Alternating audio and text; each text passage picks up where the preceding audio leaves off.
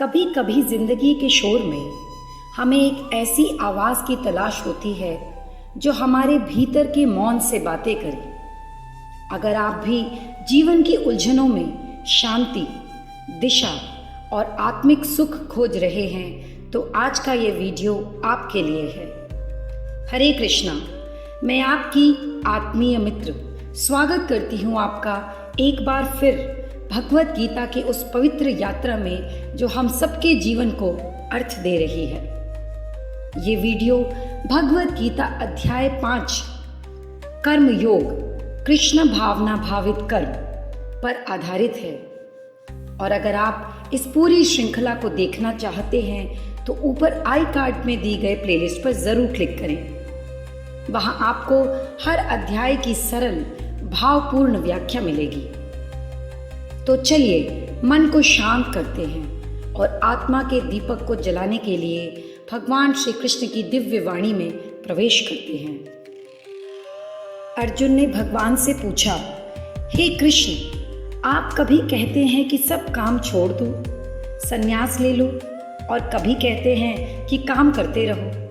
कृपया मुझे स्पष्ट रूप से बताइए, मेरे लिए सबसे अच्छा क्या है? अर्जुन उलझ गया है।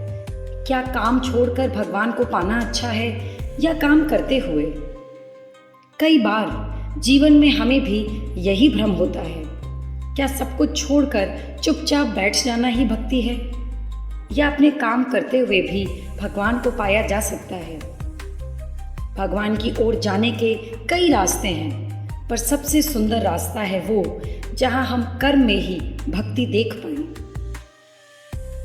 भगवान श्री कृष्ण ने उत्तर में कहा, त्याग यानी संन्यास और कर्म योग दोनों ही अच्छे हैं, लेकिन कर्म योग यानी काम करते हुए भगवान में मन लगाना ज़्यादा श्रेष्ठ है। भगवान यह नहीं कह रहे कि त्याग गलत है, लेकिन वो बता रहे हैं कि कर्म करते हुए भगवान को याद रखना, उससे जुड़ना ज़्यादा आसान और असरदार है। हमारी जिम्मेदारियां ही हमारी भक्ति बन सकती है अगर हम उन्हें प्रेम और समर्पण से करें। संन्यास बाहर से नहीं आता, जब भीतर से मैं मिट जाए वही सच्चा त्याग है। जो किसी से नफरत नहीं करता और न किसी चीज की लालसा करता है वही सच्चा सन्यासी है। ऐसे शांत और संतुलित व्यक्ति को बंधनों से मुक्ति मिलती है। त्याग का मतलब ये नहीं कि हम घर छोड़ दें। असली त्याग तब है जब मन द्वेष, लालच और मोह से मुक्त हो जाए। जब हम हर परिस्थिति में शांत रहते हैं, बिना नफरत और बिना ज्यादा चाह के, तभी हम वास्तव में स्वतंत्र होते हैं। जिसने चाह और नफरत को छोड़ दिया, उसने जीवन का सबसे बड़ा बंधन तोड़ दिया। मूर्ख लोग कहते हैं कि ज्ञान योग और कर्म योग अलग अलग है, पर जो समझदार है वे जानते हैं दोनों का लक्ष्य एक ही है। कर्म और ज्ञान दोनों भगवान तक पहुंचने के साधन हैं। फर्क केवल नजरिए का है। भगवान तक पहुंचने के लिए केवल पढ़ाई या ध्यान ही जरूरी नहीं, सेवा और कर्म भी उतना ही पवित्र हो सकता है। रास्ते चाहे अलग हों, मंजिल अगर भगवान है तो सब रास्ते पावन हैं। जो फल ज्ञान योग से मिलता है वही कर्म योग से भी प्राप्त होता है। जो दोनों को एक समझता है वही वास्तव में समझदार है। भगवान कहते हैं, चाहे आप मन से ध्यान करें या तन से सेवा करें, जब दोनों भगवान को समर्पित हो तो परिणाम एक ही होता है। किसी को भक्ति गाकर मिलती है, किसी को सेवा से, किसी को मौन से, लेकिन जब लक्ष्य प्रेम हो तो साधन अलग हो सकते हैं। जो बाहरी भेद से ऊपर उठकर हर भक्ति में भगवान को देखता है वही सही से देखता है। भगवान ने कहा, हे अर्जुन, केवल त्याग करने से कोई जल्दी भगवान को नहीं पा सकता, लेकिन जो मन और बुद्धि से भगवान से जुड़ा है वह जल्दी ब्रह्म यानी भगवान की स्थिति को पा लेता है। सिर्फ चीजें छोड़ देने से मुक्ति नहीं मिलती। असली बात यह है कि मन से हम भगवान से जुड़े रहें, फिर चाहे हम घर में हो या जंगल में।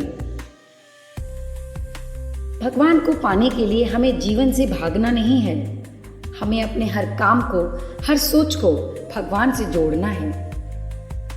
त्याग बाहर नहीं, अंदर होना चाहिए। मन में हो समर्पण, वही असली संन्यास है। जो भगवान से जुड़ा है, जिसका मन और इंद्रियां वश में हैं और जो सबको आत्मा रूप में देखता है, वह काम करता हुआ भी पाप से नहीं बंधता। ऐसा व्यक्ति संसार में रहते हुए भी संसार से ऊपर होता है। वह हर प्राणी में आत्मा को देखता है और हर कार्य को भगवान के लिए करता है। जब मन शांत हो जाए तो नजर में सब एक समान दिखते हैं। जो अपने भीतर परमात्मा को पाले, वह बाहर के संसार से नहीं बंधता। जो भगवान को जान चुका है, वह सोचता है मैं कुछ नहीं करता, सब ईश्वर की शक्ति से हो रहा है। चाहे वह देखे, सुने, खाए, सोए, चले, सब कुछ इंद्रियां कर रही हैं, आत्मा नहीं। ऐसा ज्ञानी हर काम करता है लेकिन खुद को कर्ता नहीं मानता। वह समझता है कि यह शरीर भगवान का यंत्र है और मैं केवल उनका सेवक हूं। जब हम मैं को हटाकर भगवान को केंद्र में रख लेते हैं तो अहंकार मिट जाता है और शांति आ जाती है। जो हर कार्य में भगवान को देखता है, वही असली ज्ञानी है। जो व्यक्ति अपने हर काम को भगवान को अर्पित करके करता है और फल की इच्छा नहीं रखता, वह पाप से नहीं बंधता। जैसे कमल का पत्ता पानी में रहकर भी अछूता रहता है, भगवान के लिए काम करने वाला व्यक्ति संसार में रहकर भी उससे ऊपर होता है। उसे न पाप छूता है न मोह। हमें अपने हर काम को भगवान की सेवा समझकर करना चाहिए, तब वह काम कर्म बंधन नहीं बनता। जिसका हर कर्म भक्ति बन जाए, उसका जीवन मुक्त हो जाता है। जो योगी होते हैं, वे शरीर, मन, बुद्धि और इंद्रियों से काम करते हैं, लेकिन आसक्ति के बिना। वे सब कुछ भगवान को अर्पण करते हैं ताकि उनका अंतःकरण शुद्ध हो जाए। सच्चा योगी वही है जो काम करता हुआ भी उसमें लिप्त नहीं होता। उसका उद्देश्य केवल आत्मा को पवित्र करना होता है। हर कर्म यदि भगवान की सेवा बने तो वह हमें ऊपर उठाता है। भक्ति कोई एक काम नहीं, भक्ति एक दृष्टिकोण है। जब हम हर कर्म ईश्वर की ओर ले जाते हैं तो वही कर्म साधना बन जाता है। जो भगवान में स्थिर हैं, वह कर्म का फल त्याग देते हैं और शांति प्राप्त करते हैं। लेकिन जो फल की आसक्ति से काम करते हैं, वह बंधन में पड़ जाते हैं। काम तो दोनों करते हैं, भक्त भी और सांसारिक व्यक्ति भी।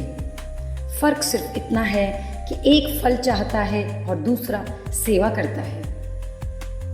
शांति वहीं आती है जहां उम्मीदें नहीं होती, जहां हर कार्य समर्पण के भाव से किया जाता है। फल की आशा छोड़ दो, भगवान की कृपा अपने आप बरसने लगेगी। जो व्यक्ति आत्मा को जान चुका है, वह मन से सब कर्मों को त्याग देता है और नव द्वारों वाले इस शरीर में शांत रहता है। वह न कुछ करता है, न किसी से करवाता है।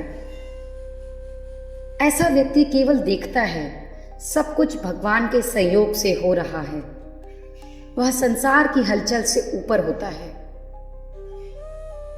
जब हम अपने को आत्मा समझ लेते हैं तो शरीर की हलचल हमें हिला नहीं सकती। हम भीतर से स्थिर हो जाते हैं। शरीर चलता है लेकिन आत्मा साक्षी बनी रहती है। ईश्वर न तो किसी को कर्म करने के लिए मजबूर करते हैं, न कर्म का फल देते हैं। ये सब मनुष्य के स्वभाव के कारण होता है।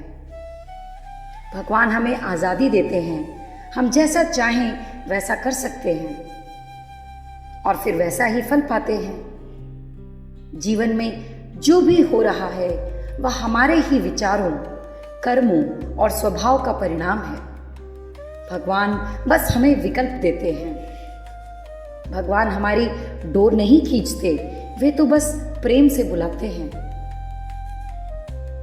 भगवान न किसी का पाप लेते हैं न पुण्य, लेकिन जब आत्मा अज्ञान से ढकी होती है तो वह भ्रम में पड़ जाती है।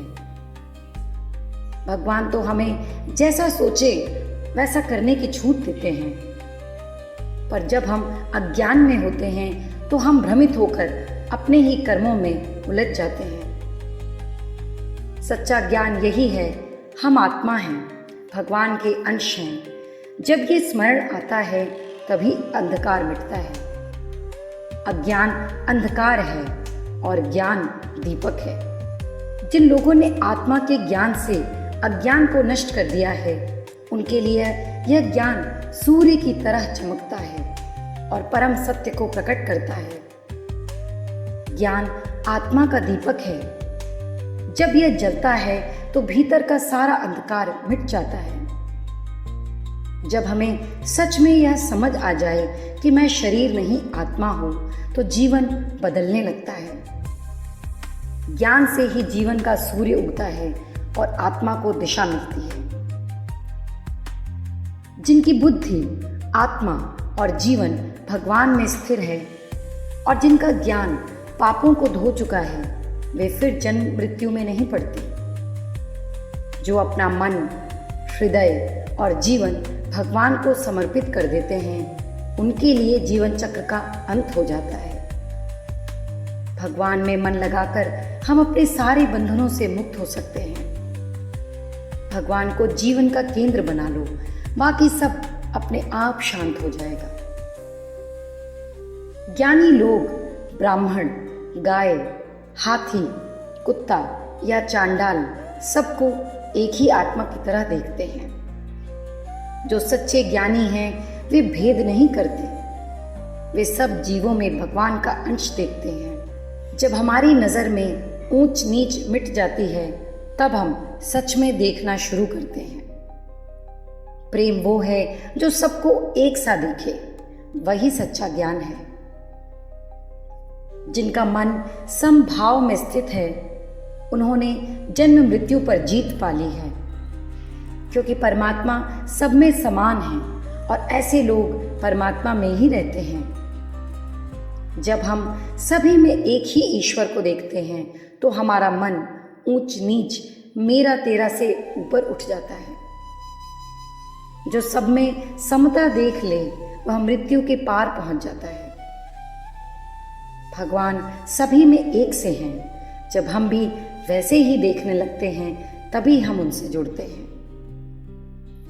जो भगवान को जानता है, वह न खुशी में इतराता है, न दुख में टूटता है, वह स्थिर रहता है। ऐसे भक्त को दुनिया के सुख दुख झुका नहीं सकते, क्योंकि वह परम सत्य में स्थिर होता है।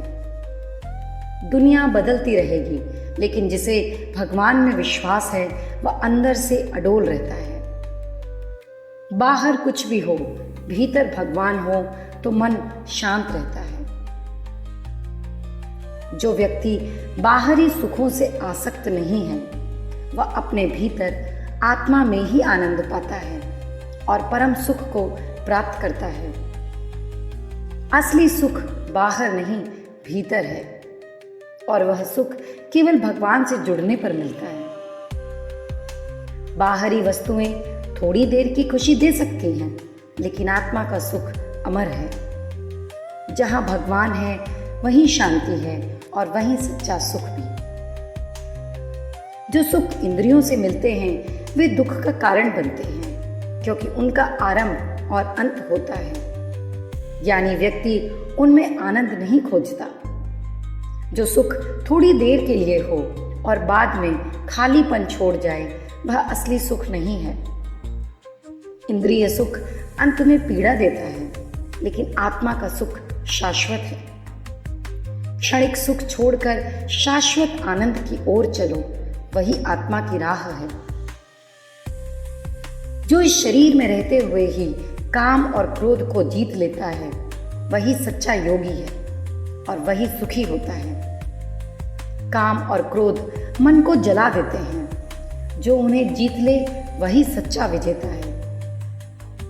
सुख पाने के लिए हमें अपने अंदर के तूफानों को शांत करना होगा। जिसने क्रोध और इच्छा को साध लिया उसने परमात्मा के द्वार पर दस्तक दे दी।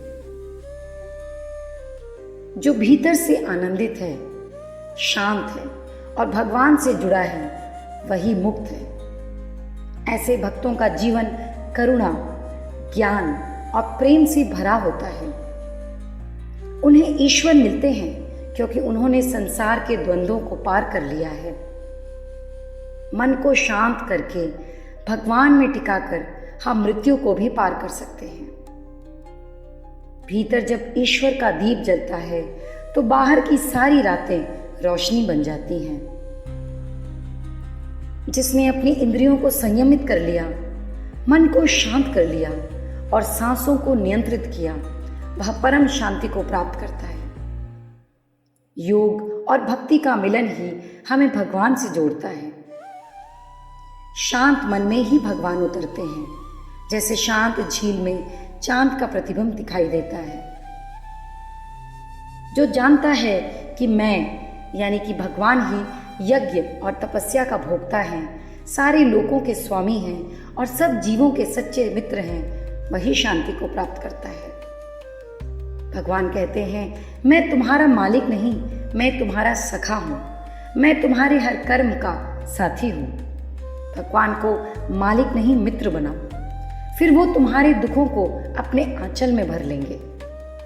जो भगवान को अपना प्रिय मान ले उसे जीवन में फिर कोई भय नहीं रहता।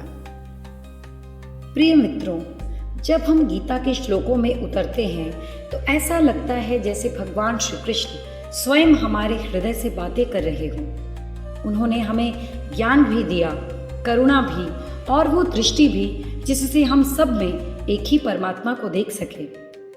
आज का अध्याय कर्म योग हमें यही सिखाता है कि त्याग का अर्थ भाग जाना नहीं, बल्कि भीतर से जुड़ जाना है, ईश्वर से, अपने कर्तव्य से और अपने सच्चे स्वरूप से। अगर इस वीडियो ने आपके मन को स्पर्श किया हो तो कृपया इसे लाइक करें, कमेंट करें और अपने प्रियजनों के साथ शेयर करें। साथ ही चैनल को सब्सक्राइब करना ना भूलें ताकि आप इस आत्मिक यात्रा के हर पड़ाव से जुड़े रहें। और हाँ, पूरी भगवद गीता सीरीज को देखने के लिए ऊपर या डिस्क्रिप्शन में दिए गए लिंक से प्लेलिस्ट जरूर देखें। ईश्वर आपकी आत्मा में शांति, ज्ञान और प्रेम की ज्योति जगाए। हरे कृष्णा।